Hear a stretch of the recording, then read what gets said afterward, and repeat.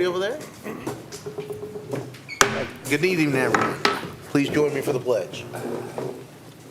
I pledge allegiance to the flag of the United States of America and to the republic for which it stands, one nation, under God, indivisible, with liberty and justice for all.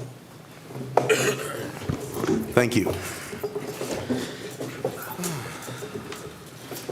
Next, I'm looking for approval of the consent agenda with a number of items that were in your packet, minutes from the September 27th regular board meeting, October 12th special board meeting, October bills totaling $1,032,371.34, the financial reports that were contained, as well as program reviews of the PDC program, professional development, and district-wide assessment program review, and that manual that was also contained.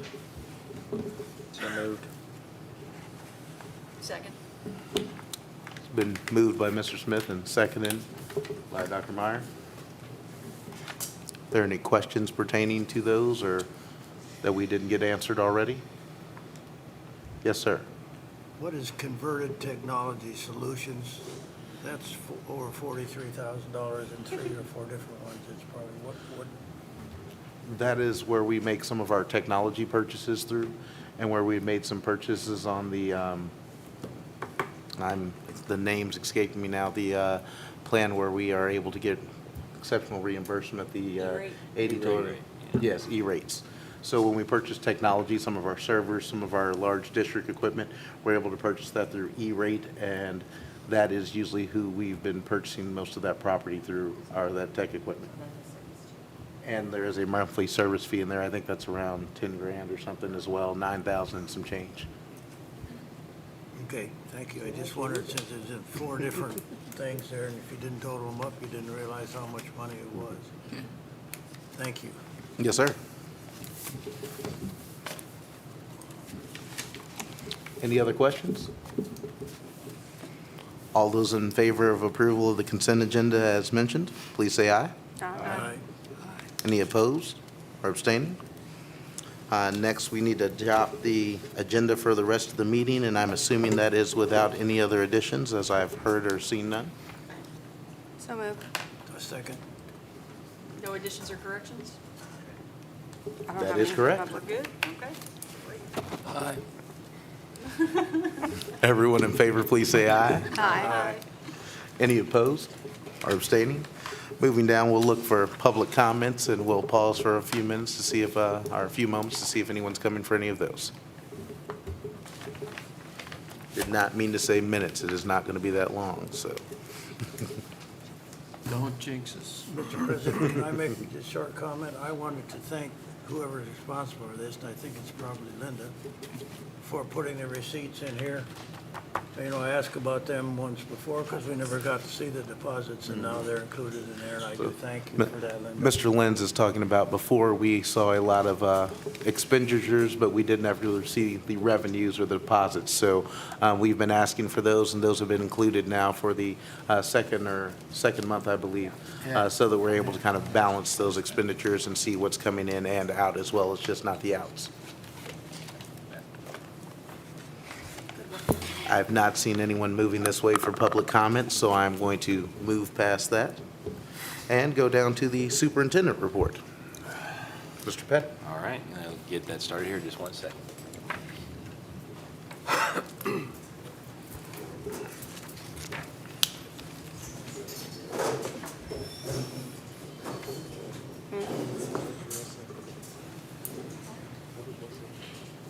don't. Yeah, coming out of the dark ages, he's actually gonna have a remote to move them. If it works. There we go. Okay, I'm gonna stand over here where I can see this. I'm gonna break the report up into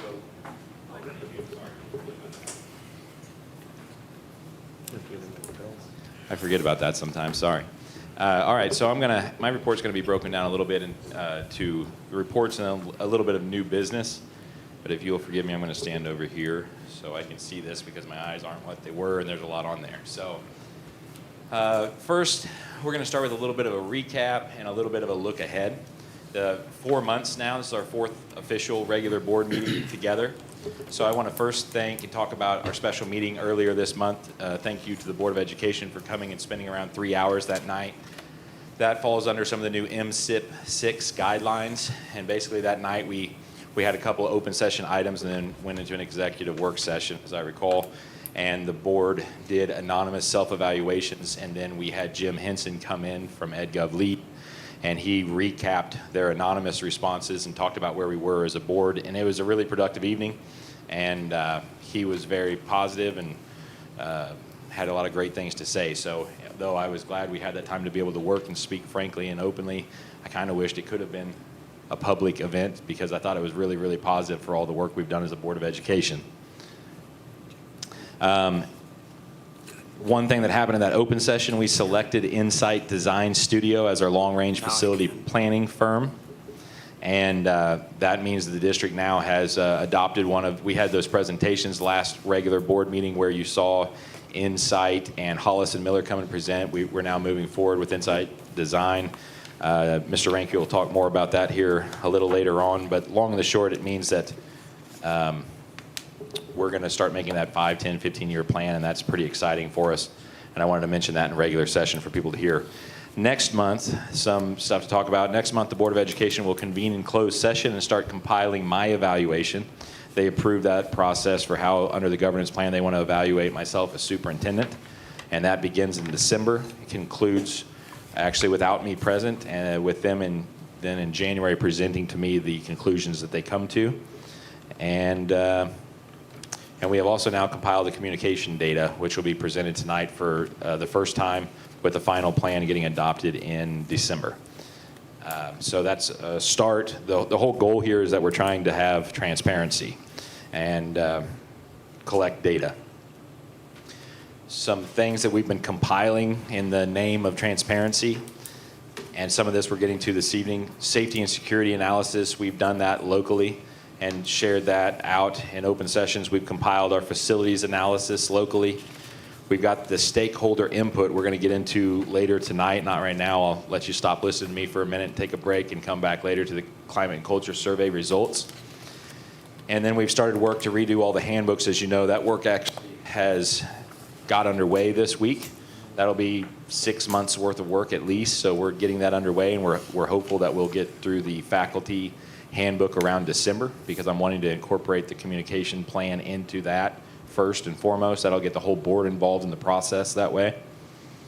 And we brought in experts now, as I said, with now that we've got all this data that we think we understand, we've got these experts that are going to come in and talk about the course that we plot for our future.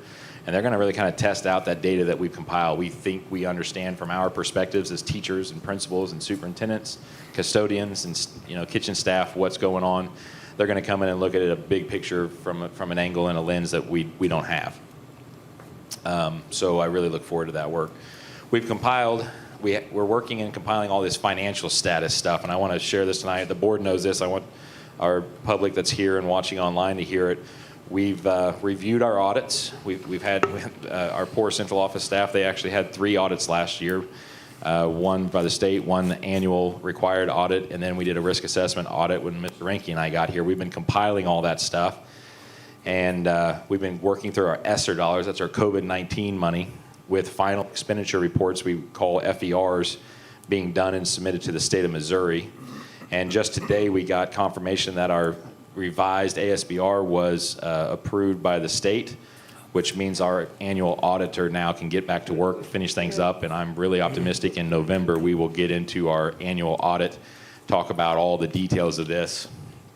And why are we doing all of this stuff? 4 months in, as I started out talking to you tonight, we've got to know not only where we are, but where we're going to go next. And I know I've started having conversations in the last couple of weeks with board member or two even, saying, okay, we're starting to understand where we see that we are. Why aren't we going yet? Why aren't we doing things yet? When do we get going? And I think I'm glad to hear that we're ready to start taking action steps. I think what's really important when I go back to where we started with handbooks is to think about, if it's good to know where you are and it's good to know where you want to end up. but it's just a plan if you don't build in how you're going to get there and measure your progress along the way. And lots of people create plans. Lots of people then don't execute them well. We want to really be sure, just like our governance plan, we're going to measure how we get there every step of the way and stop and reflect on our progress. So it's a little slow, but it's data-driven decision-making is what we're doing. And I think what I hope our parents and our patrons hear is we're going to get these valuable insights. We're going to think about the continual growth that we want, and we're going to make sure we have improved program outcomes, optimizing operations, prediction of future trends. That's what a lot of our finance stuff is really taking time. We're trying to predict future trends of our finances. And then we can start taking those actions with good insights of why we're doing what we're doing. Otherwise, it's really easy to argue about why you're doing what you're doing, forget why you started down the road you did. So it's a little slow, but I just wanted to stop, pause, and talk about why we're doing this, why we're taking all this time to collect all this information. I keep bringing you information. I haven't brought you a step A and step B yet. We're getting closer. But I think it's really important that our parents and patrons understand what we're doing when we start doing it. To that end, we're going to talk about our communication plan next. I want to say thanks to all these folks. I won't read their names tonight, but they're there for you to see. A lot of great folks came together with Daniel Wright at the helm, and we spent some time digging into the communication plan piece of our governance plan, which was due for your first review tonight to the Board of Education. And they have created the scope of the plan, and that's really what you're hearing tonight. It isn't a complete and total plan. It is what are the components we need to make this valuable versus just our time and energy. So I alluded to that the board will get involved with that, and it'll be presented in December. It's going to include internal and external stakeholders. That's really important, I think. And what's really become powerful, that group came together and met. I believe we met in September or October. We put together all these thoughts and ideas, and then we got our climate and culture survey back, and we were able to take what we thought and hear what the public thinks about it. And I'll apply those thoughts here in a second. But here we are for the October portion of our communication plan. The short version here, 17 tools of communication were identified by this committee. So in other words, and that's not counting our 3 Facebook pages, and it's not counting our Twitter. So you could say 21 different ways that we communicate with our parents and with our students and with our staff. And anytime you're doing something 17 to 21 different ways, you can assume that it's a mile wide and an inch deep. You can't do that many things well. That was the first thing that we came out of. So this is what we measured our current tools against. We talked about what's the impact of these tools? What's their ability to reach people? How popular are they? And the climate and culture survey told us a lot about that. Some of it was surprising, and a lot of it was what we expected. And then we looked at, is it streamlined? Can a parent of a preschool kindergartner at Marshall Public Schools get information the same way that they can for their senior? And we found that's kind of hard to do, but some ways yes and no. So those were things we did. And here are goals, and again, this is the really short version. I'll show you some of our thinking forms here in a minute, how we were thinking through this process. But we determined that the following are where our plans we thought needed to be built into our handbooks. So the goals that came out of it for us to present to the Board of Education and hear their input on this month, we need obviously policy and procedure related to the media response. You know, the short version you can say is, well, we're always safe if we say no comment, but we need to talk about who should say no comment and why, and educate people. And then when and how will we give them comments? Because if everybody just says no comment forever, then that's not very transparent. And that's how we started this conversation, and neither we need to be. So we've got to find ways to appropriately and safely communicate with there's media involved. Reducing our communication tools to 6 or less is a goal that came out of that advisory committee. And the climate and culture survey really confirmed that that's needed. Facebook groups, we thought as a committee we're doing well. The climate and culture survey confirmed that, although we realized we should have asked more specific questions about it. There was a lot of things about the survey. When we get into it later, I'll say as we looked at the data, we're like, well, if we'd asked it this way, we could have found out more. So it was an opportunity for us to grow and how we'll do the same thing next year too. We started trying to do actual phone calls this year. And we've found that people like that, so we're going to try to pursue that and make it better. It has some things that could be better for sure. Again, the survey of the climate and culture proved that. People love Textcaster. but they also love the Remind app. They just don't know if it costs money or not. So we decided one or the other is going to be something we move forward with, where people can opt in or opt out of that communication, say for sports and clubs and committees and things like that. But as we were having our conversation and we were weighing everything against these things that the governance plan spelled out, the website came to the top in a way that I had never thought about before. In terms of how you reach people, so many of our tools are a sign you drive by, which is good if you're in proximity to that sign. But when you're thinking about how do we reach out to the people we want to hire for jobs, how do we want to communicate that we have jobs we want to fill, we started to realize that the website is something that we should always be focusing on because it has global impacts. And then in the elementary world, this Dojo application that's so easy to use is also really a very powerful tool, we realize. So we thought we need to double down on that and really move forward with training people on Dojo. The rest of that I'll get to in a little bit. I'll stop for now. I told you I'd give you a break from my voice, so the rest of that we'll have here in just a little bit. Can I get clarification? I looked at this morning. What is DOSA? Dojo. Dojo? Come- Yeah, so I would have Mrs. Jacoby explain that to you because I know she's all over that. Oh, so. you're going, I love Dojo. okay. It's a community, how do you explain it? It's a way that they communicate at the building level. The students are attached to a class and to the principal, the secretary's on there, and it's just another mode of communication. You can message your teacher on there, back and forth. Yeah, it all looked good but I'd never even heard of Yeah, it. there's a lot of Harry, components. yes, you have, you forgot. No, We heard it all the time in COVID. That's Oh. how they got their assignments. It translates to, oh, okay. Yeah. It's like a newsletter that would come home in your backpack as a parent. I'll say I've never had it before, but this year I have it as a parent, and the teacher can send home the newsletter, and it's an app on your phone. Okay, Basically, it's immediate. Yeah. Thank you, Laura. All right. Mr. Rinky. All right, thank you. I wanted to give an update on our long-range facility plan tonight. We went through the process, as you all know, of, we set our committee out and then brought two to the board, went with Insight Design Studio. So then now what? So in the end of last week and this week, been in communication with Insight Design, and they have not been in Marshall yet, but we've been sharing a lot of data.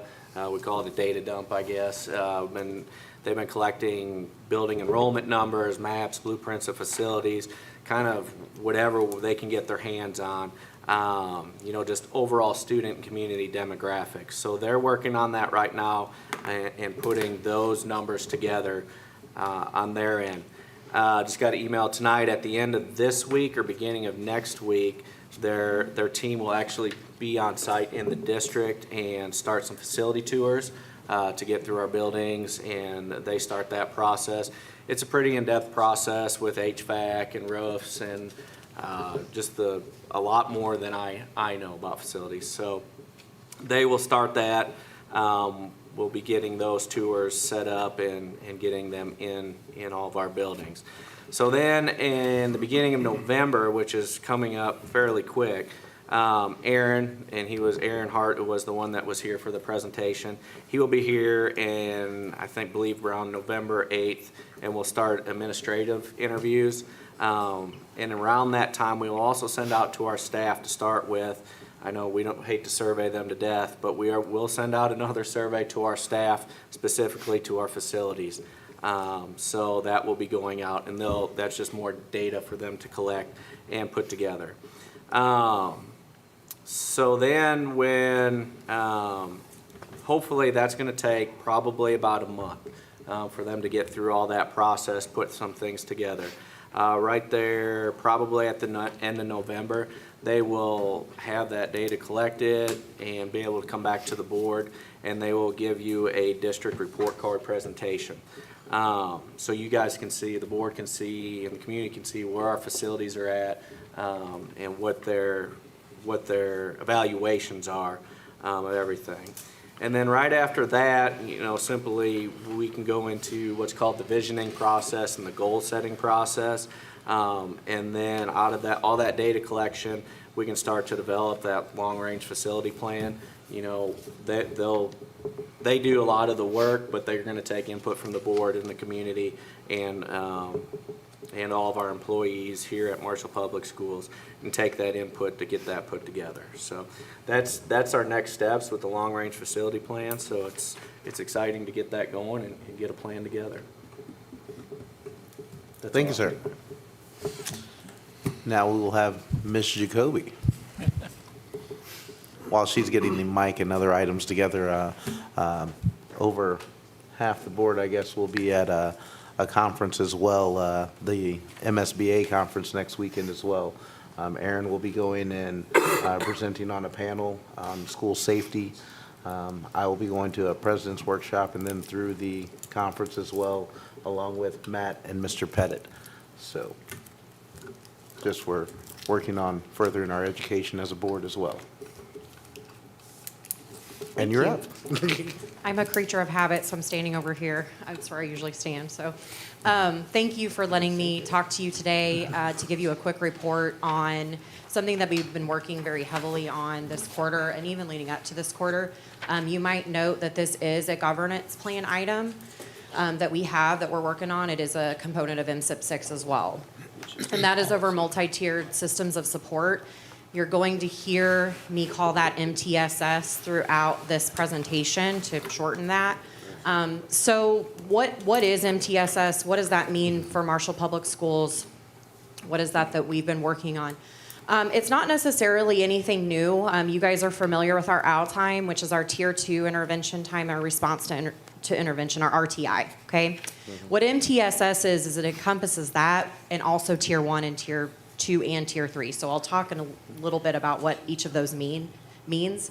It is a framework. It supports all students, and it's behavior and academic. So I'm not going to read completely from that slide, but basically it's school-based teams that they work together and they analyze the data, behavior and academic, and you can see that on the slide that is underlined because that is something that's very important, that we're making sure that we're looking at both of those whenever we're meeting in departments or in grade levels.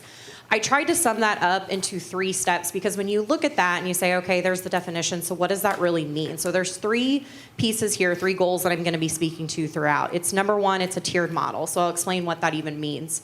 Number 2, it's using a problem-solving method of decision-making at each of those tiers. And number 3, it's analyzing data. This is a research-based system. It's very data-driven.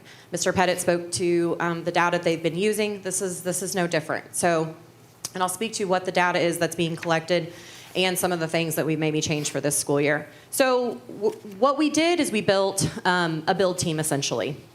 And we focused on certain aspects of where we had been. So we evaluated our current system and our roles and expectations. We looked at pre-pandemic expectations, where we were prior to and where we are now, and maybe the challenges that brought on, and the learning loss that we faced with that. We are working on identifying strengths and areas for growth at buildings, at specific buildings and district-wide. We are working on an upcoming plan for this year and the following school years. And so, again, this isn't anything that isn't completely new, but we're trying to refine and make that consistent across. We're evaluating the need for maybe professional learning, more support in that area as well in the upcoming years. So the build team here, the Director of Teaching and Learning, the Director of Special Services, our instructional coaches, process coordinator, principal, and behavior coach. And then at the buildings, we will have the core team. So I do have 2 members of the team here tonight, Rindy and Gina over there. Thank you guys for being here. And so we have put a lot of work into this. We still have a lot of work to do, but essentially it's sort of what Mr. Pettit hit on earlier. It's where have we been and then where do we need to go with this? And so that's what we've been really looking at. So for each of these parts, I'm going to focus on one, the tiered model. So what is that? What does that even mean? You maybe never have even heard of it before. Tier 1 is our core instruction and supports. That's our curriculum. Those are our resources for all students. You're going to hear me say all, some, and few across the board. That in and of itself, I could speak to you, for 3 hours about. This is a big overall, and you're going to hear throughout this school year different teams coming for different items and governance plan items that encompass certain areas of this. So the core instruction and supports, that's all students. So they're getting that instruction across the board. So then what does that look like going to a tier 2? That's our AL time. Those are our targeted small group instruction and interventions, okay? And so that, and then where do we go from there to where we know that we need a student to go to a tier 3 support?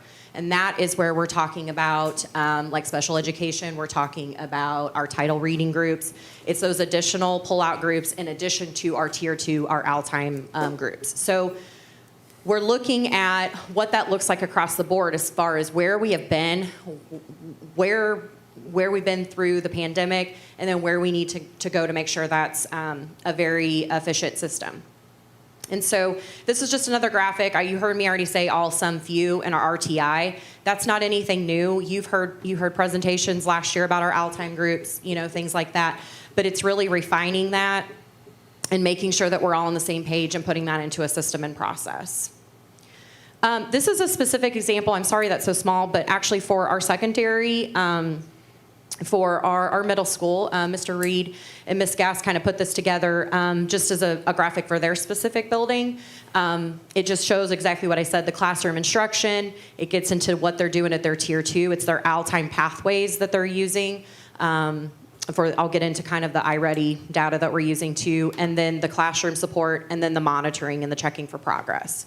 So again, it's very important. If you see at the bottom, I know that's hard to see, PLC will meet with their grade levels for strategies. Those are research-based strategies. And so if we see that maybe we're not responding to something, what do we need to do in order to get that student and have that growth and that consistent progress? So I spoke to what exactly the tiers were, what that meant. So now I'm going to talk about the decision-making, the collecting the data.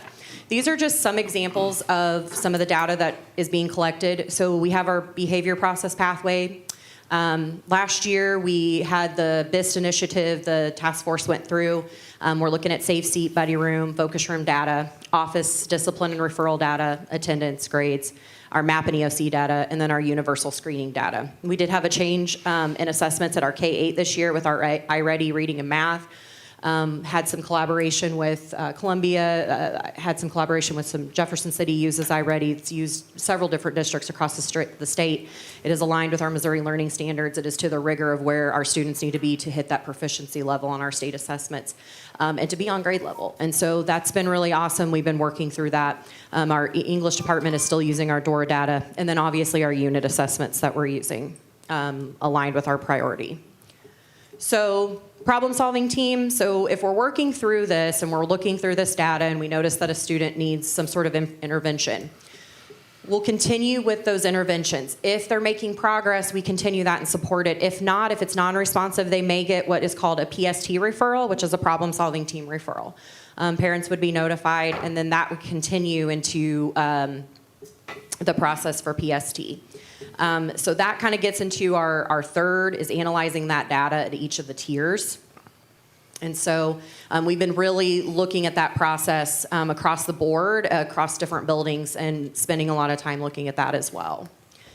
I wanted to put a couple of examples of the data reports in here, again, for what we're looking at. This is a specific one. It's hard to tell there, but if you see on the right-hand side, this will give us an overall reading for the grade level for students, as well as in the specific domains. It will tell their placement, their can-do, their next steps aligned with the Missouri Learning Standards, aligned with that rigor. What's neat about this is it will give us the proficiency level of where they need to be on those benchmark assessments. If you see at the bottom, I don't know if this has a laser on it, but if you see at the bottom there, it'll give the date, and then it'll even give a stretch growth, which is the typical of what you'll see, but it could be a stretch growth that you could get to this level. And so that'll be taken 3 times this school year with the growth, with the progress monitoring throughout for those checks. And so that's an example of our reading. This is our math. Same thing, gives us those domains, and then it gets into the can-do and the next steps. This is just a little bitty snapshot of what the data is that when we pull and we can do with it. There's so much. There's so many reports that can be pulled.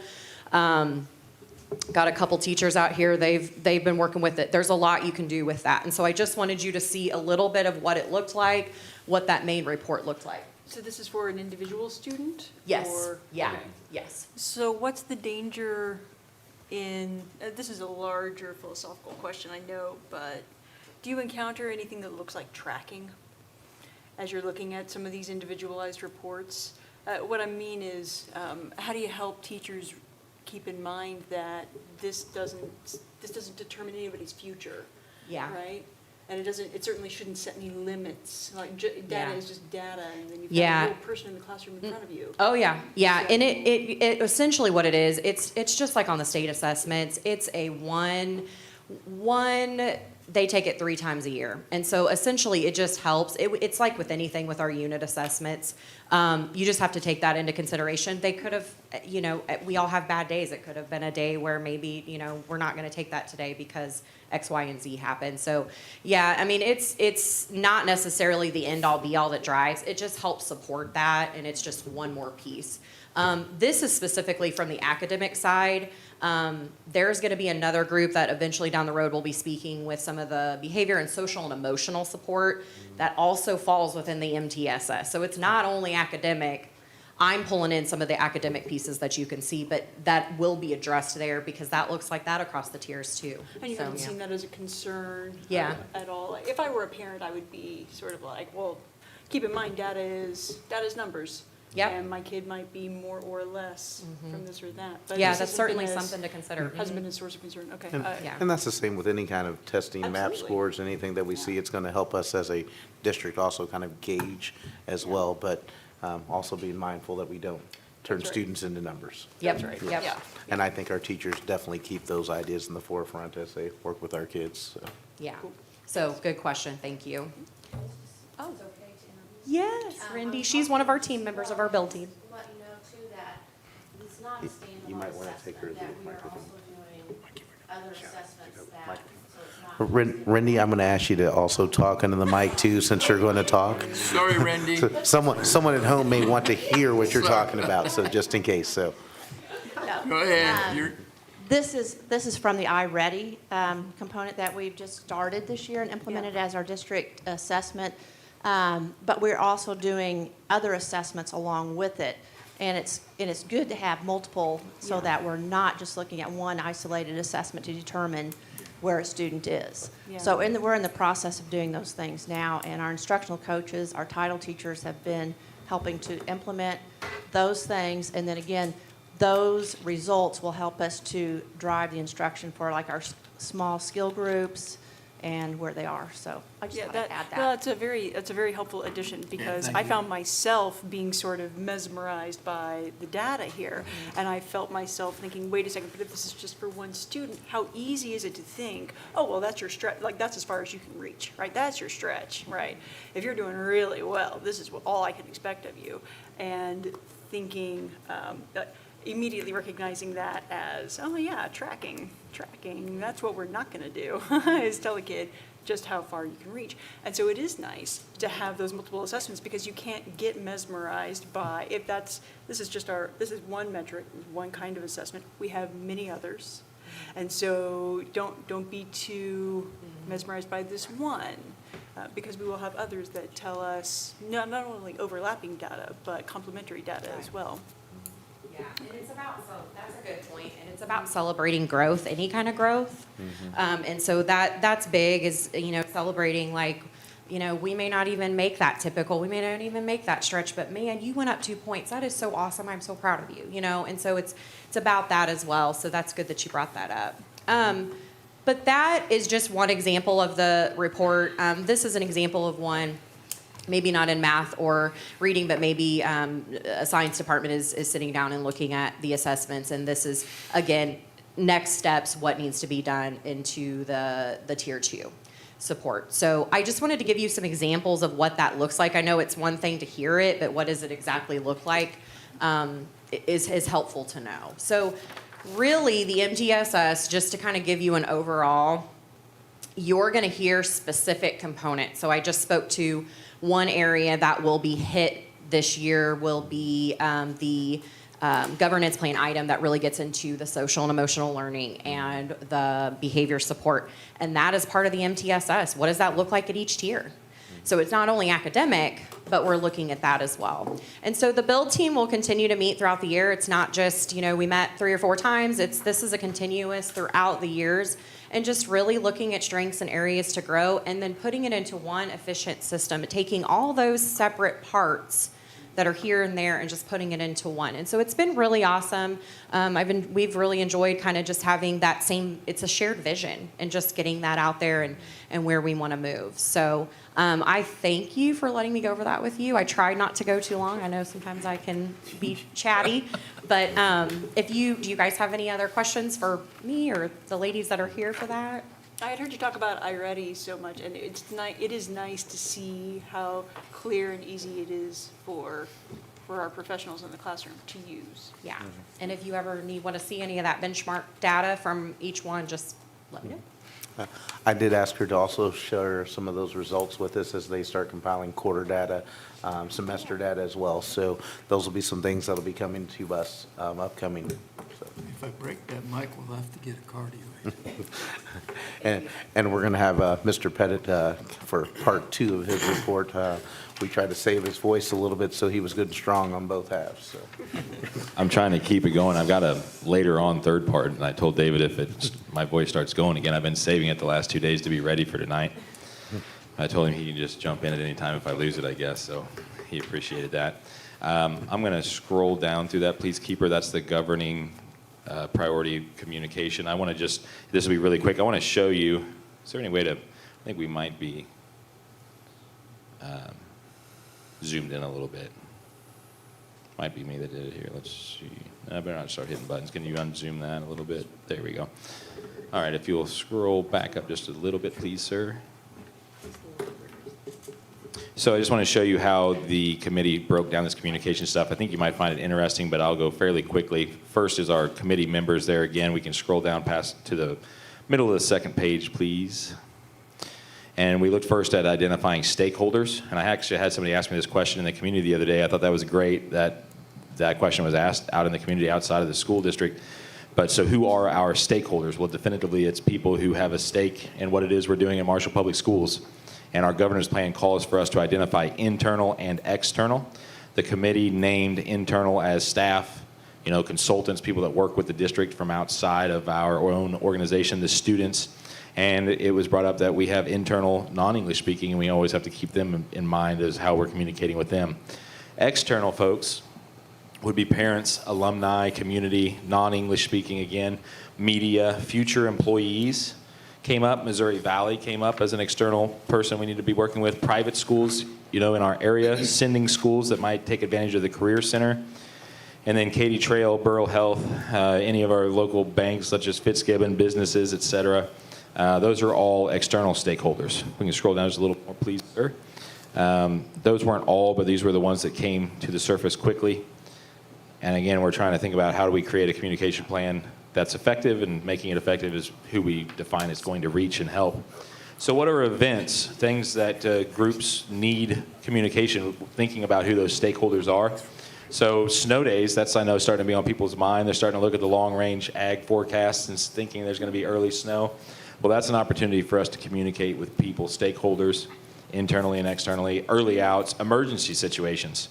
When there's media on school grounds, these things, all that needs to be, you need to plan for the good, the bad, and the snow. Building events of all kinds, sports, athletics, et cetera, is what that's referring to. And so we identified these individual groups that we need to think about how to communicate with groups. And if you are some of those stakeholders, you don't necessarily want all of this information, and that was a big thing that kept coming up. Some people want a little bit, some people want it all, and we thought, and there's definitely a need to be able to part and parcel it. I think we scroll on down, that's just about the gist of that. Just one or two more things. So then we listed out I said there were 17, those 17 ways that we communicate are listed here. And again, that's a conservative 17. I would say probably like our main 17 ways, but there's more than that. And then we started, can you come up just a little bit? I'm sorry, sir. I need to see my headings. We talked about, okay, these are our resources. Who are the groups that these resources reach? What are the limitations? What are the pros? And then how often can it or does it communicate? And there's kind of, I don't have a key to the random colors here, but if it's highlighted in red in the pros, it has some advantages that made us think it really rose to the top, such as two-way communication came up in the climate and culture survey. Parents saying, I can get your messages, but I can't say, like, clarify, explain, what about? So we highlighted and read the two-way communication after we saw the climate and culture responses. SIS K-12, a must with calling, texting, emailing capabilities. So that's our system where we take attendance with our students every day. And lucky us, that system is merging with another company, and we're going to have to make a decision for who our new SIS K-12 system is. We could wait until 2024 to make that decision with the rest of about 60% of the state of Missouri, or we could make that decision by this summer so we onboard something different before half the state's doing it at the same time. But we see that as an opportunity because with the right new SIS K-12 system, it can be a component of it that it offers all these features that we're learning are powerful and have two-way communications. And from our climate and culture survey, we can maybe avoid some of the things people don't like. So we'll scroll down one last time really quick. Remind app website again comes up. And then the goals for the district to facilitate by December and present to the Board of Education again. We're going to try to really run with Facebook, actual phone calls, Textcaster or the Remind app, the website, and Dojo. And I think there's something I wrote there at the very bottom if you'd go down.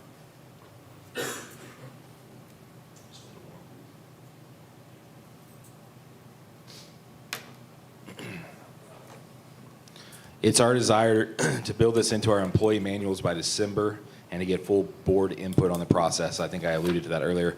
But it may cause us to miss that deadline to do it to that extent. And we've kind of decided that we'd rather do it well and right and not quite make the December deadline than to rush it too much. So that's sort of where we are, and that's the thinking process I just wanted to speak to a little bit. I'll hand it back over.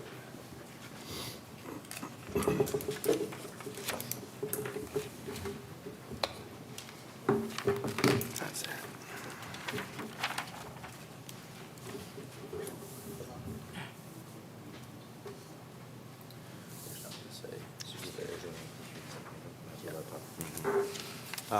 So for those of you following along through our program or agenda for the evening, recording our meetings in open forum policy, we're still looking at kind of some of those things. Of course, our governance plan is always high with our decisions and kind of what we base our meetings around and our decisions and kind of the pathway for how we're going through this year. And then, of course, COVID-19 plan.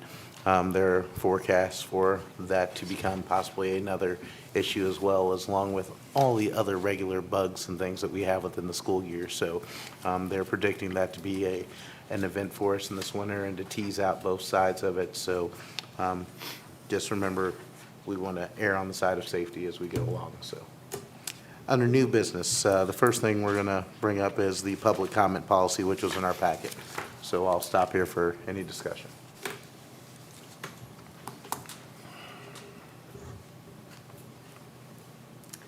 Let's see here. I didn't see any big objectionable changes compared to what we've seen last time. Bring it back up. Mr. Pett and I spoke just briefly before about kind of the policy, the cards, and the cards going to the board secretary and then to the superintendent. There's some legality things that need to come into play in for review there. And as we're all appointed board members are representative of the community, we're not always the most legal people to know about school law and different things as well. So that is the reason for the superintendent to be involved in that part of the process. So I just don't want the community to be reading through this and thinking the superintendent takes over the public comments as much as it's still a board-ran meeting. So still, he will be looking over those things, but they still come to the board to call and bring people up. That will not deter anything other than for legal reasons or for things that may be slanderous or other things that we may want to discourage you from talking about maybe in this kind of setting. What's the action part of this then? Approving this new version of You it. want the whole, okay. Yeah. I would move that we approve the new version and the new writing with the understanding that there may be some changes just for legality purposes in the in the text.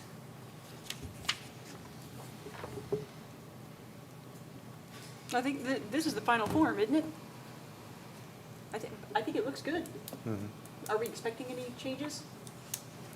I think I'm not expecting any. It looks like it was adopted from some policies that were already approved through MSBA, and I'm assuming legally vetted, but just for one more eye's sake before we put it back out, just to make sure we're in full Oh, I got legal you. It's gonna context, go back through. Okay. context as it goes out. Yeah.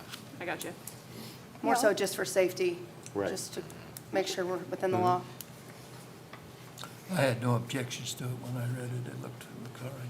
It, Wonder what the status it has been of any moved by grant money Mrs. Lance What the status of any grant I'll second. money is. It says and seconded by subject to Mr. a Shepherd. grant. What is? No, that's something different. Oh, okay. That's not for tonight. That says here, human No, resources. this is different. That's not for tonight. Jack, you'll have it in a hard copy from last month if you still have those with you. It was printed He's out. not listening. He's on the next Okay. item. Are there any other questions or point of discussion about the public comment policy has been presented to you in your packets, and then will be, of course, released after final vetting from our legal team?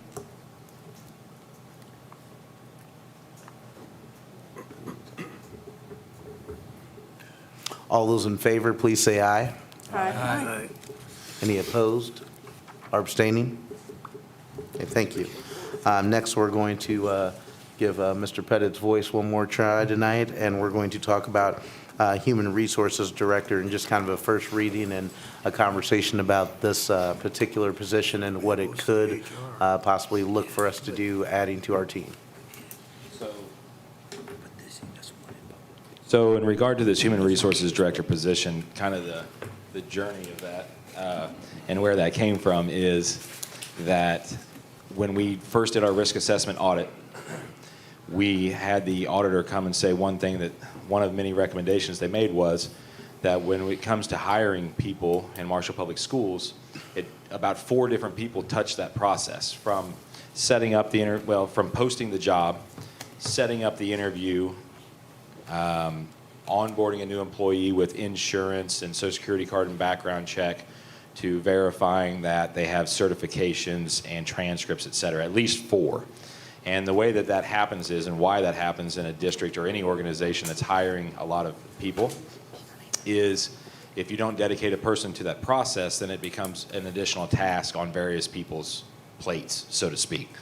And so when I initially heard, I will say 100%, when I initially heard that we needed, from that person's perspective, that outside vendor's perspective, they thought, when they said a director, I thought, I think we could probably get by with something that doesn't cost that much. That was my initial response, and I held on to that for several months.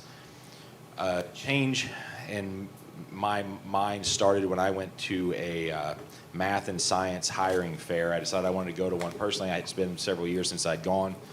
So I went to Mizzou for a career fair hiring day to see how many math and science teachers were down there for us to hire. And at that fair, I came across, though there were hundreds of students that were asked to come to that career fair, that science day, they called it, I didn't see one actual science teacher in the program, and the people with a science background that could become certified to teach science. I was literally stepping out in the aisle of young students and would-be future teachers based on name tags, and looking at people that were maybe pre-vet that would maybe change their mind, and saying, have you thought about an alternative certification? You could be making money next year. Compared to however many years ago it was the first time I went to one of those, as a student, nobody stood up and stopped you in the aisle. I know when I went to them 15, 20 years ago, you went to the table, they were seated, and you were lucky to have a conversation with them. And now it's changing.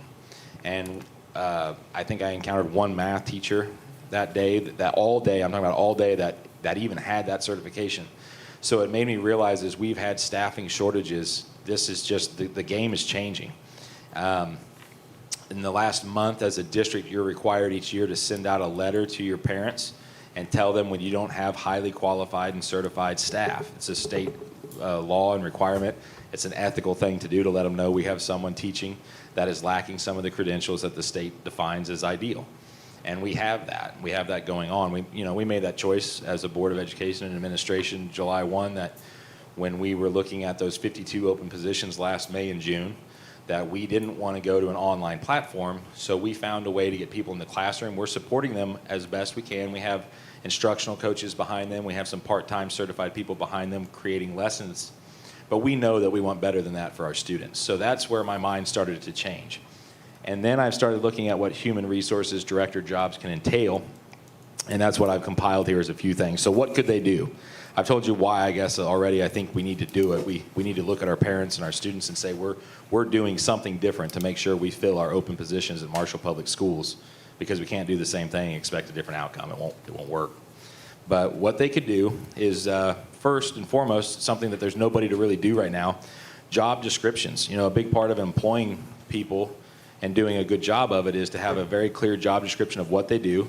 And as you restructure your organization, which districts and big organizations of all kinds are always doing, I would talk about our maintenance department, for an example. It was restructured a year or so ago, and if you were talking to them today, they'd probably ask us to consider restructuring again. Well, that's what you have to do to pivot and make things work, but are you rewriting the job descriptions every time you do it? Are you rewriting the way you evaluate them every time you do it? Because if you aren't, you're not supporting your staff and helping them be successful. So that's a big thing they could do. Both not only the job description, but then helping to tie it to our evaluation goals as a district, which comes straight from the governance plan. Could they help us hire? Of course, yes. That's the number one thing they could do. It would be the number one reason for this to be considered. They would do these things is what's commonplace, and I think specifically what we need. Help us market ourselves. Search colleges for graduates. We're literally at a point now, we need someone contacting universities and asking them how many people are graduating with this degree this semester, when do they student teach, who are they, and can we get access to them? Because we need to be giving and offering them opportunities to work for us before they ever graduate from college. You're looking at major colleges in our area like UCM that are graduating single-digit science and math teachers. Some universities that are graduating absolutely zero. We are in a long line of people looking for those graduates, and we need somebody dedicated to that daily and weekly. So yes, they could help us hire. They could help us set up interviews. Here's something else that happens when you got 4 or 5 people doing HR. Somebody applies on Talent Ed or MoReap or MoTeaching, but nobody gets the email for 3 days. Well, in 3 days in this hiring environment, you lost a good applicant. They've already got an interview somewhere else, and you're not going to get them. We need somebody that's on that every single day. Part of what I should do, and Linda wishes I did better, is do POs every single solitary morning without being reminded.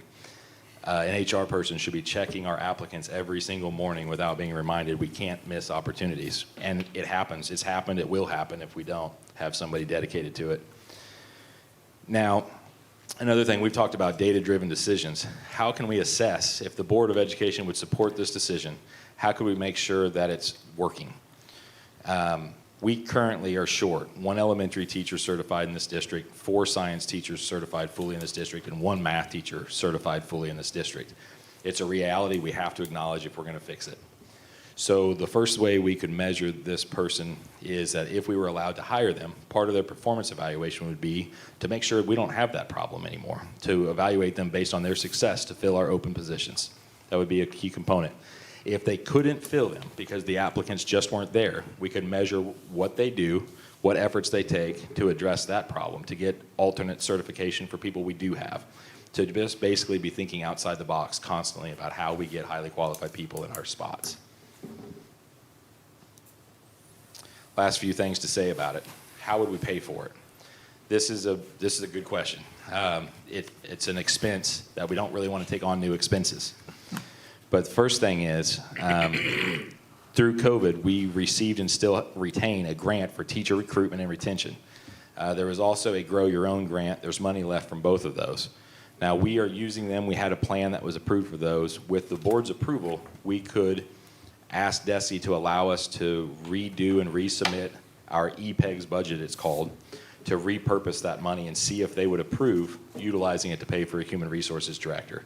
If they would approve it and you would have let us pursue it, that's 2 things that are ifs, but if we can, we could potentially do this the first year without any cost to the district. Even if we can't, I think it's a cost we need to find the money for. And one way or another, I think we have to.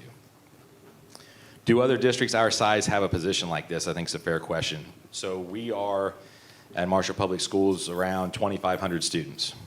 not exactly, but that's within about 100, 2,500. Oak Grove has 1,978 students, and yes, they have one. Hannibal has 3,500 students. They have an office manager and an HR director. Kirksville has 2,300, and yes, they have one. Bolivar has 2,700 students. They have an HR director and a communications director. And then Sedalia, if we ever double in our size, they have about 5,000 students.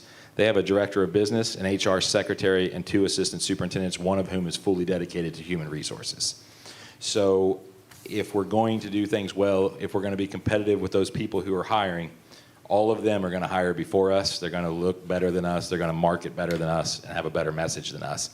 We are in competition now, unfortunately, with our neighboring districts. And we have to think about how we're going to put ourselves ahead of them and make sure we're putting the best people in our classrooms we can. So these are the things for your first reading. And I think that concludes it. Yep. That's our things for our first reading to consider. Any questions or thoughts you have about that?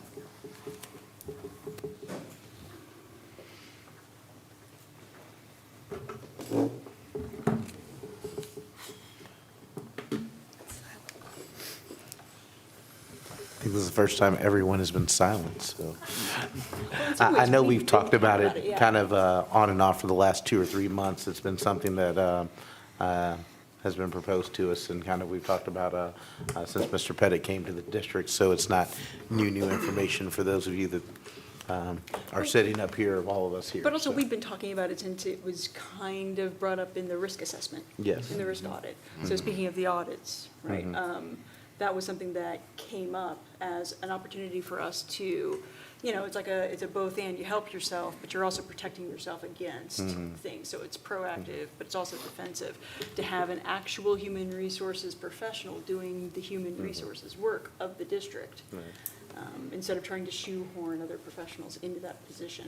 There's something to be said for letting professionals do their jobs. I'm sure the teachers know that feeling. So,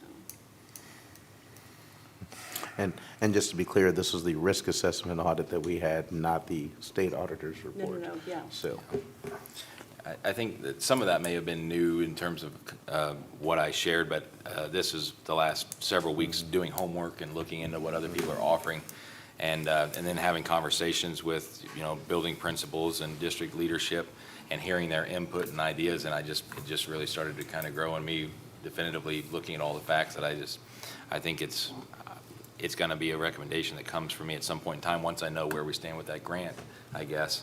And I really want to find a good answer for our parents about what we're going to do for these shortages.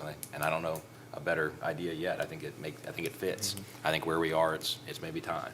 Well, and I think something to go back to is when we initially were told that this was something that we needed to evaluate and add, I especially was talking about, you know, adding someone else administratively, that we've gotten some complaints or criticism that, you know, we have so many people, you know, with a big number. We have so many people at central office per se or wherever. And so identifying what everybody's role was there and, you know, letting a new administration come in and have some time to evaluate what you have, who you have, and the jobs that they're doing. And then, you know, do we have someone that could do that work, or do we truly need a professional? And I think we've identified that we need a professional. And so we as a board have taken our time, I feel like, and let people do their work to identify what really truly is needed across the district to, you know, recruit and retain good teachers, so.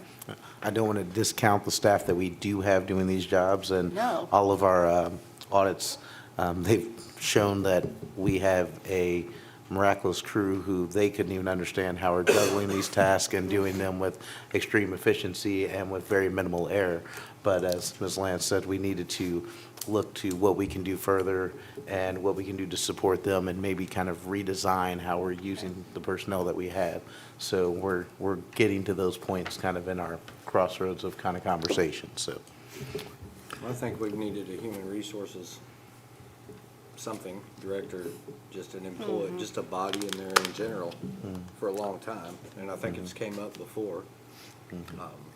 There was just never a plan put together to provide it, so. I think that you would have our blessing to start working on kind of revision of the grant and resubmitting that to see how we could maybe capitalize upon the dollars that we already have that are, don't want to say free money, it's all our tax money, just in another avenue that we're getting from somewhere else, but repurposing it into something that could actually do us well for this year, and then what we're going to do to sustain that position going forward, so. So If we're anyone looking at- is yeah, so against next that, steps- please let me know. To find out if they'll allow us to redo that. The deadline is kind of passed. However, we've been doing a lot of ESSER work that was in past deadlines, going back to 2020 and some of this federal dollars, and they've allowed us to open things up and revise them. Kind of know those folks on a first-name basis between David and I and Carol Embry now, so I think that we can just call and ask to see if they'll do it again on this. And then after that, it would be a matter of, so we gotta find out we've got permission to do this first in this way, and then going forward with like a job description, Yeah. things like that? Yes, Okay. yeah. So what is the grant currently allotted for? I don't remember its exact amount. There's been so many numbers in my head the last several weeks with various aspects of the budget. I believe fairly confidently we're around 80,000 in total or in one, It was 96 total. 96 originally, But, around 80 remaining that we could well, not so try to much the repurpose. dollar amount, but what is it, what has it been earmarked for Oh, essentially? So we have through the Career Center, we have a program that works with our high school students. What's that called? Grow your own? Teaching professions, yeah. Okay, and so what that does, it allows high school students to take classes through the Career Center that lends itself to them, making them basically future teachers. And I've met with them, and Mr. Wilcoxon sat in on that. I think we can still utilize some of those dollars there because there's separately a Grow Your Own that we could retain and use for what I see as imminent needs there. But that's been the biggest thing. We've kind of been looking for some things to use it for. What have they used it for before? Share Well, you that. just had it last year. Okay. So this was just a COVID thing. It wasn't an every year grant like we Okay. sometimes discuss. Okay. So it was literally grow your own teacher recruitment and retention. So we've been using it for a lot of things, but go ahead. Yeah, Talent Ed, which is the online hiring software, which has another component we could buy into.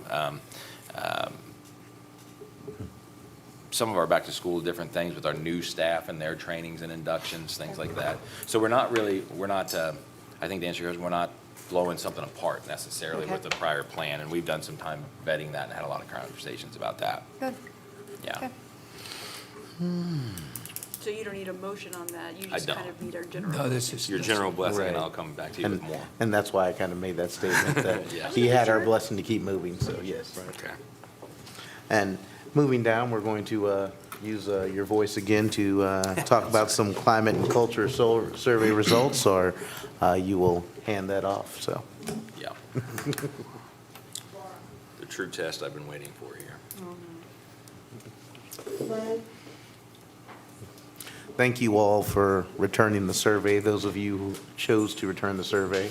The results were a little smaller, or the population sample is a little smaller than I hoped it would be, but it is still a sample, and it is still a cross-section of ourselves internally and externally, so.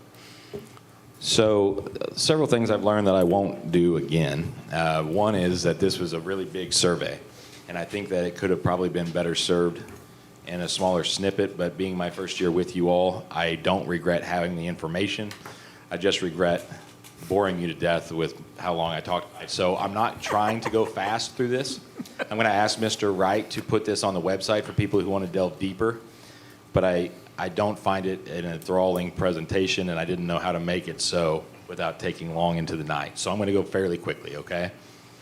But it's not because this isn't really powerful stuff.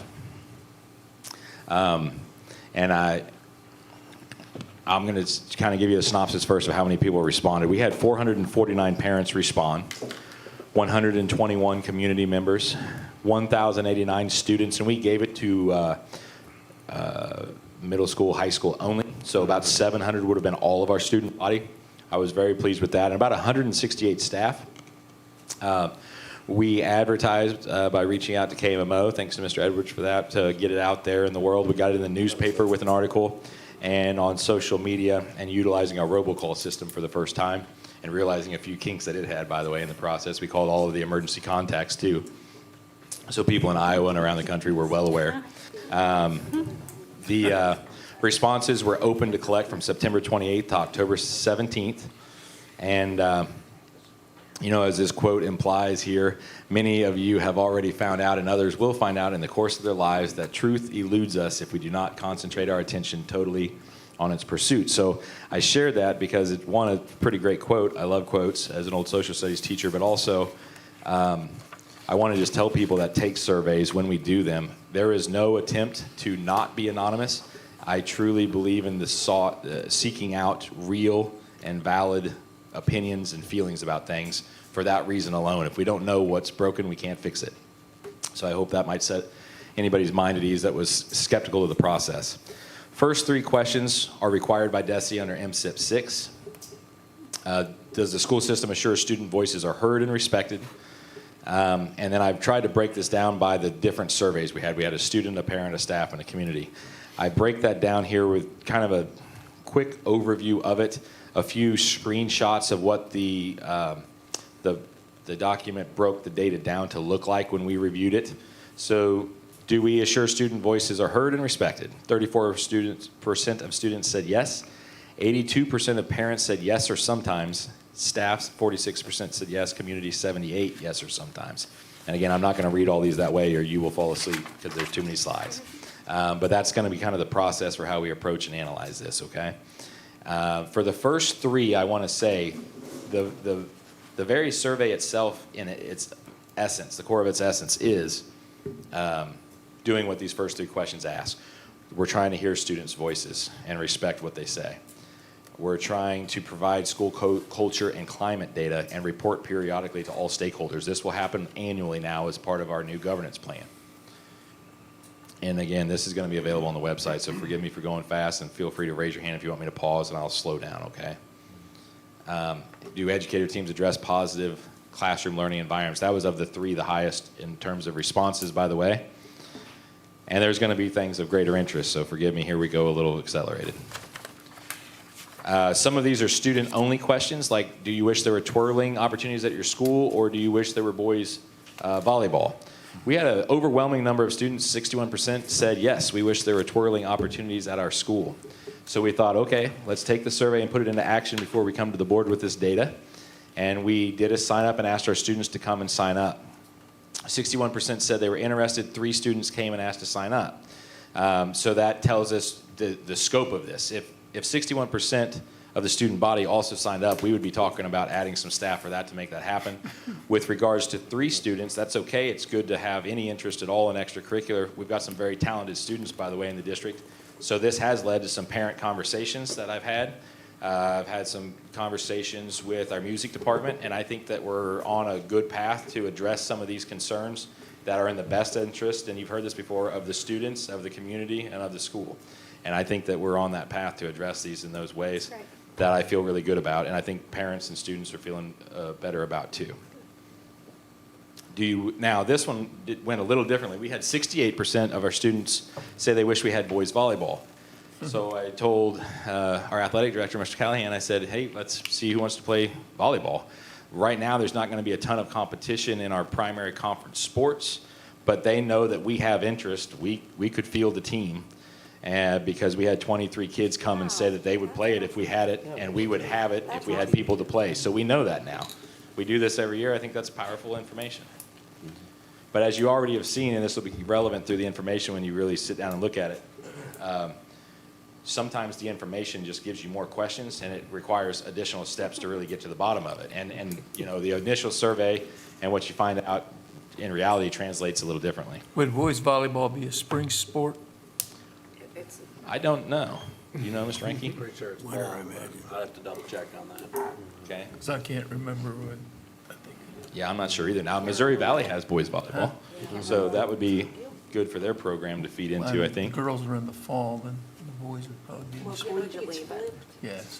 Yeah, a lot of times. Do what? I think it's flipped for the. I think it depends on, In the case of high school athletics will be different than what we're used to seeing in our community based on those athletics, I think, so. In the case of volleyball, I think it's. I'm not sure, I didn't see boys volleyball on Mish's website at all. I haven't either. Okay, now the next 3 are going to talk about our different buildings and safety and security. Do you feel our elementary buildings are as safe, or all as safe as they reasonably can be from intruders? 21% of our students, and I remember our student body that answered this was 7 through 12, said no. So that's big brothers, big sisters, I have to assume, because they had an opportunity to say, I don't know, and they did. Parents, 34% of them said no. Staff, 51% said no. In our community, 40% said no. They do not feel that our elementary buildings are all as safe as they reasonably can be from intruders. Again, when you start making real decisions later, as we started out tonight talking about, that's the kind of data that's really important when people want to have strong opinions. We are not arguing with emotions now, we're arguing with facts, which has less bearing today than it used to, but it's still good to be fact-based in your position. How do you feel when you walk into our schools? 58% feel good or welcome. 52, I didn't do this one by percentage because the percentage didn't sound as concerning, but I find it concerning. 52, not percent, but students, kids, said they feel scared. And another 108 said they feel tired. That's too many. The tired has things that we can do with that, and the 52 kiddos that are scared, 7 through 12, these are older kids that understand the gravity of that, and it's just interesting. It's something that we've got to think about. Parents, 72% feel good or welcome, 9.6% say inviting, and 4% have, I summarized it as not so good feelings. They were able to make comments, and we can take that and work with it, I think. Staff, 97% feel welcome, good, or inviting, and that says something for, I think, kind of our employment and retention initiatives. In our community, 72% said they feel good, welcome, or invited. Do you feel our secondary buildings are as safe as they reasonably can be from intruders? I highlighted what's most alarming to me about this. 18% of our students, 7 through 12, say they do not feel that they are as safe as they reasonably can be from intruders. 39.2% of our parents don't, 55% of our staff don't, and 52% of our community don't. Going back to, we've done our own local assessment of our safety and security measures and where we are. You don't really want to feel like anybody doesn't feel safe and welcome, well-rested, and certainly not scared at school. So these, I think, this is powerful stuff. It hurts, it stings a little, but you can't fix it if you don't acknowledge that you have it. Do you find particular buildings drop-offs and pickup procedures to be unsafe? 31% of our kids are good. And parents, this is about the only one that was this way, 31% are the same. They say yes or maybe. Our staff was 38% saying yes or maybe, and our community was 24% yes, and 42% no. Our community rather had more concerns about our pickup and drop off than our parents and our students. I was surprised by that. It was better than I expected. I'm sorry, I'm right in front of you. And I thought that was good. Which building, this was one of those questions I sure would have asked differently if I could go back. Because it didn't break down the information in a very clear way, which makes me not like the way I'm presenting it to you, but I'll do it better next time. Which building has the most safety concerns? From the student's perspective, what I did was I put it into a spreadsheet, alphabetized it, and counted it, was what I had to do. And then I just told you the number 1 and the number 2 groups here. So Beaker was number 1 from the students, from their perspective, to have the most safety concerns, and the high school was the second. Now, this is valuable information to me because all those students are at the high school and the middle school. So from their perspective, they're saying where they are because that's their perspective. That comes up a few different times to say that it actually translates, I think, when you disaggregate it, to say pretty good things about our high school and our middle school compared to some other things that come up. From our parents' perspective, Beaker still came up as number 1. High school was still the second. Eastwood was number 3, and Southeast was number 4. Now, you think about this. You got 700 students in the high school. They end up number 2. Okay. 700 students at Beaker. Okay. Most parents, most students have dealt with Beaker in the high school. You got 120 at Southeast at any given time, and they still make number 4 on the list. What's going on there? It's got a great principal. It's not that. That building's 100 years old, so it has some concerns. You should see the road back up. Yeah. Staff at SPS. This one surprised me more than anything I think about our facilities. Our staff said at SPS, 62%, that was the building that has the most concerns for them. That was surprising to me because in terms of building security and safety, this is the best building in the district. Well, that half of it is. This half doesn't have the same components as the front half. but it does have a secure vestibule, secure entrance, and things going on up in the new addition. Our community, 26% of them said Beaker and 14% high school. Beaker does come up a lot. This is a good piece of entertainment in some ways, I think. So we asked 2 questions here about safety and security. Do you think we should consider more armed security? 51% of our students say yes, 56% of our parents say yes, staff 47%, and community 61%. So, okay, we have a majority pretty much everywhere except the staff themselves saying, I think we need more security, which is good, again, I think, for the staff feeling safe and that we've got it covered. So that's good. But then we asked, I was assuming everybody would say like 80% we need more security. That was my guess if you were going to ask me to bet. So then I thought, okay, well, how are we going to do that? Are we going to find people with military backgrounds and arm them? What do they say about would you support armed staff such as teachers?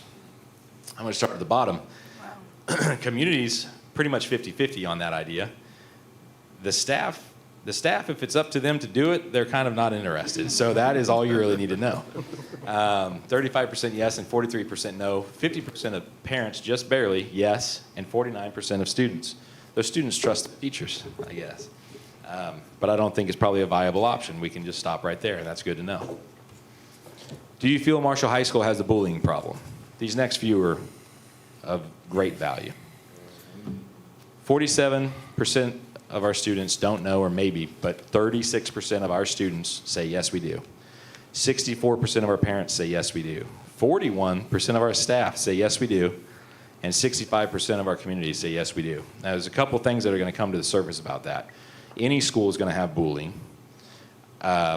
When you have events that are well advertised, like we did last spring and in the news, there's going to be a perception of bullying. What I think you're going to see as this data is laid out to you is, have we done a good job to educate our students and our staff and our community about what we're doing about it? Or is what we're doing about it even enough? That's what everything else is about to tell you. I'll go a little quicker. Does Beaker have it? Compare real quick, 47% of students at the high school, or I'm sorry, 36% say yes at the high school, 40% at the middle school say yes. 64% of the parents, it's exactly the same. 43% of staff, that's almost exactly the same. 67% of community, that's almost exactly the same. To some extent, we must surely have a bullying problem. And to another portion of that extent, the perception is the reality. If we don't and we're addressing it, people don't know it. And that means we got to do some communicating and some work there. How about our elementaries? Do they have a bullying problem? 20% of our students say yes and 23% say no. This is older brothers and sisters, remember, 7 through 12 answering that question. 33% of our parents say yes and 34% say no. Our staff, 16% say yes and 42% no. And our community, 38 and 22. Elementaries, comparatively, a much better environment. But that is where we need to start educating about bullying and what we will and won't allow and what we're going to do about it. We got to start educating right there to really make it stick. How about administration and district practices? Are they addressing bullying? So this, we can say things are in the past, but this is a right now question. I'll just be quiet and let you read that one.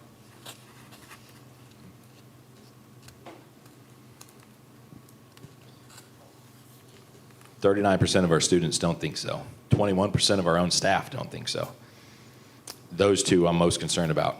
Parents are going to be worried about their kiddos. To see parents percentages higher than kiddos has been consistent throughout the survey. But for our staff and our students, that means that we definitely have work to do. Do you feel we have a facility problem with our elementary schools? We'll change pace here a little bit, back to facilities. The order of it was another thing I would change. 24% of our students say yes. But again, that's high school and middle school. 24% yes or maybe, 28% no. That speaks pretty well, again, of our secondary facilities from our students' perspectives, I think. Trailers came up so many times. Do you feel the trailers at Beaker and part of Eastwood are conducive to learning? 21% of our students don't and 30% do. I laughed at that when I first saw it because I thought 21% of our students have been in the trailers and 30% have not. Probably, you got to break it down and think about it that way. Parents, 56% don't think they're conducive. Staff, 64% do not. In the community, 53% do not. I can't believe that was so low. How about security issues? issues? Is that a problem? Students, we didn't ask. I wasn't wanting to give them anxiety. Parents, 72% yes. Staff, 90% yes. Community, 74% yes. We know the trailers are a problem and everybody else does too. Do you feel that the principals and superintendents are available for calls, emails, and meetings? Parents, 76 yes or maybe. Students, we didn't ask on that one. Staff, 74% yes. Community, 50% yes or maybe. 27% don't know. It's good to know. And something to think about again from a communication standpoint. How do you get a hold of us and when and what's reasonable? Then we talked about our communication so that we compare this to our communication plan. Is the text message system effective? People overwhelmingly liked our text message system, but their comments, I just highlighted a few of them. There's comments about errors, about retexting for clarification, about vagueness. Many of the same issues came from the staff. They say the same things with like owl alerts not working. They say in the staff, too many forms of communication. And the community, and this came up a lot, maybe and sometimes, they don't always want to text, but sometimes they want to text. They don't always like an actual phone call, but sometimes they like the actual phone call. So that means we need options. Worst facilities by order. When we asked the students, we got answers that came nowhere else, and a perspective like nowhere else. Well, first of all, I'm from an old social studies teacher who taught a lot of essay writing. IDK means I don't know, in case you didn't know. Now you DK, and I hated that when I was a teacher, but they still are doing it. That's good to know I'm not losing touch with everything. That was their number one response. Beaker was the next one, or middle school. Eastwood was the next one. Trailers come up from the students in this question. Bathrooms didn't come up anywhere else but the students. They kept saying bathrooms, bathrooms, bathrooms. Now, interestingly enough, one of the last major construction projects that I'm aware of in Marshall was restrooms. All the ones with white and red tile, which you have at Southeast, Eastwood, the middle school. That was done, I think, in the 90s. But you think about that, that's been a long time. 04? Okay. Early 2004. That was the last renovation of those bathrooms, and the students are saying that they need to be revamped again. And things have changed around that as a society, even where you got to think about it, the structure of the restrooms. Another thing that came up from the students almost only, middle school track, from the students, high school, 7 through 12. But think about your fifth graders in trailers, playgrounds came up. Didn't come up anywhere else. So that was really valuable information, I think, from the mouths of babes, as my grandma used to say. Parents said Beaker, number 1. Eastwood, number 2. Trailers, 3. Southeast, all it was this way. All elementary, and then just all, I think implying all buildings in the district, and then high school. Community said, and let me start with staff.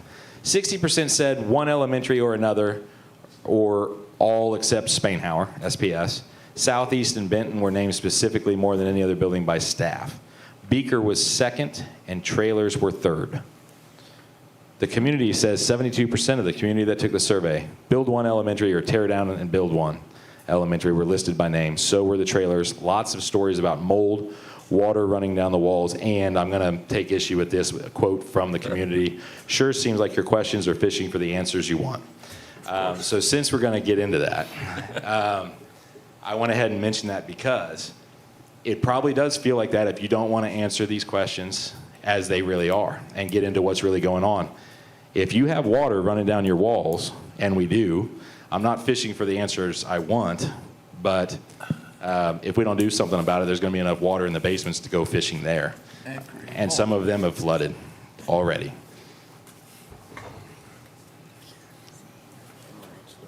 Do you think the district plays an impactful role in the future of our community and its ability to grow and thrive? 89% of our students say, and I was proud of them for this because I don't know if I would have thought about that as a student. 89% of our students said the district has at least some role in the community's success. Meaning they were saying, in other words, I didn't summarize that well, a great deal, a moderate amount, or a little. 89.5% of them responded in those three ways. Parents, 93% said the district has at least some role in the community's success. Staff, 81%. Community, 87%. Now, of those 4 surveys, I'd have never thought the staff would have said 81.5%. I just found that interesting. Would you be interested in a 4-day week, the thing you've all been waiting to hear about? There's 2 slides on it. Would you be interested in a 4-day week? The students, 78% said yes.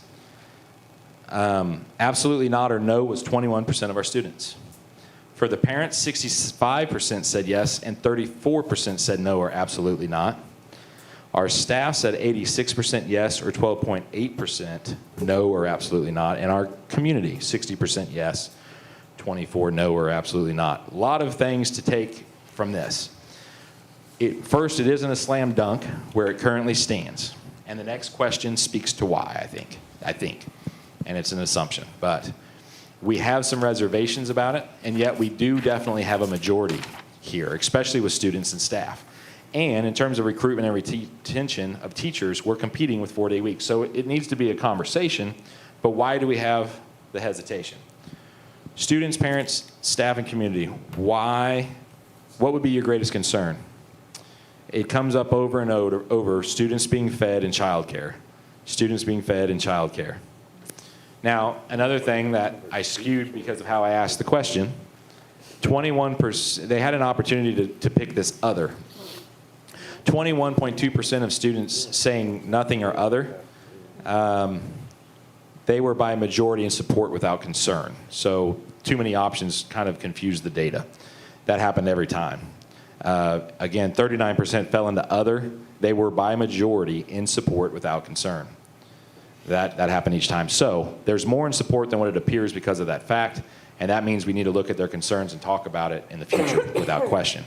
But something else that came up as a correlation, coincidentally, kind of, is that we asked right after this questions about busing practices.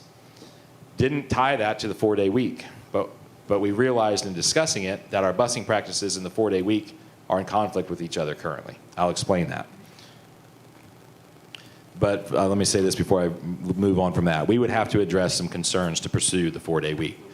What would we do about students being fed? What would we do about childcare, which is a concern in the community? And then next we'll talk about the busing practices and what would we do about that. If we can't answer those concerns for that percentage, there's going to be pretty strong resistance, I think, until you address it. So if we were to address it, what are the concerns with transportation? Students say the following, and I'm just going to be quiet and let you read that one. If you can see it, I'll summarize it in a moment.